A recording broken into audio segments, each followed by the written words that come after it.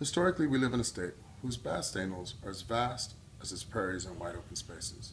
If you attended public school in Texas, chances are you know a lot about Texas history, seeing as how you have to take Texas history in 4th and 7th grade.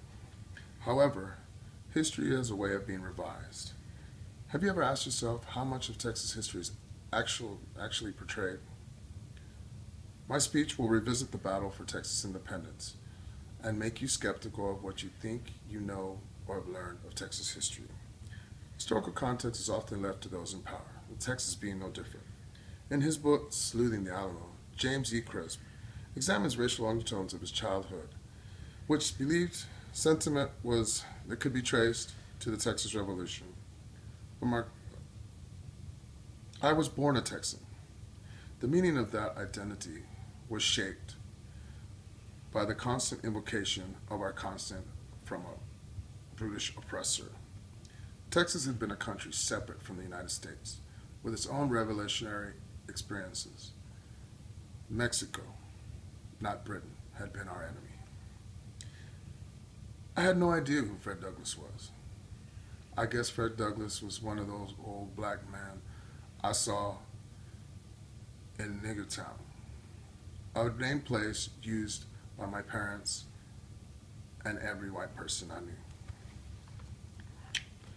Chris does not believe his historical context is correct as to whether Sam Houston used racial epitaphs in his speech to his soldiers at the Battle of Refugio in 1836. Chris did not believe such action could have occurred given that Houston had fought along Tejanos, Anglos, and Mexicans. He finds that much of misleading has come from research conducted in 1925 by Edgar William Bartholomew, later edited by Charlotte Churchill, that lends no credence to support such a claim. Jose Enrique Peña was a Mexican soldier who kept a diary in regards to his displeasure with General Santa Anna and his brutal killings. De la Peña's diary states that David Crockett surrendered in exchange for the lives of his men. But Santa Anna had him, along with six other men, killed anyway. This account is far from the notion that Crockett died bravely in battle, but rather he surrendered. Chris' research of the diary explains why he discredits those who never lent any grounds to support the truth. When racial issues concerning Anglos and Mexicans became apparent as the 20th century progressed, so did the context of Crockett. Perhaps the war was best known hero being a valiant volunteer who fought to the bitter end. Much of revision history can be traced to the ill will that started the war. U.S. Southerners cared little for Mexicans. Bad feelings grew over the years, but the distant and politically unstable Mexican government had no way to enforce laws, customs, and beliefs. The true and legal owners of Texas, the only legitimate sovereigns of this country, are the people of Texas. Austin's statement may have been controversial, yet it's an attitude that still flows to Texans to this day and the main basis for the Texas Revolution. While the Mexican army had an advantage in size, its Achilles heel was Santa Anna's ego. Santa Anna was on a power trip. Santa Anna had come to the realization that Mexico was not ready for democracy. Once he took power through a series of revolutions and disputed elections, he suspended the Constitution, disbanded the Congress, and elected himself the Napoleon of the West.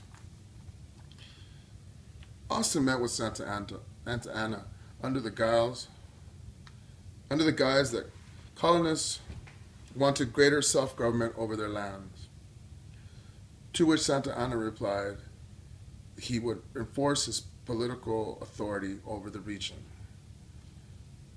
The course for war has been set, Austin told his fellow Texans.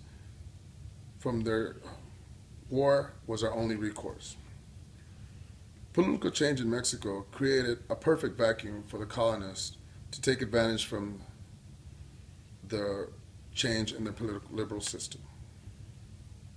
The extension of territories and differences in climate and customs were what provoked Texas War, or better said, the pretext for which colonists took advantage. With Santa Anna in power, he could have easily sold Texas and paved the way for U.S. annexation. Instead, he erected a statue of himself, pointed it north towards Texas, and spoke of war.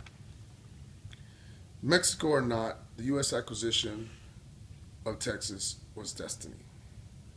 U.S. interest in Texas was extensive, manifest destiny. Andrew Jackson on Texas put it later. The way to acquire a territory is to first occupy it, then trade for it, as he did after his invasion of East Florida. The speech, big picture, is when it comes to the truth and history, it's important that we take into how it was recorded and understand there's always contrasting versions. And therein, its murky waters is the truth.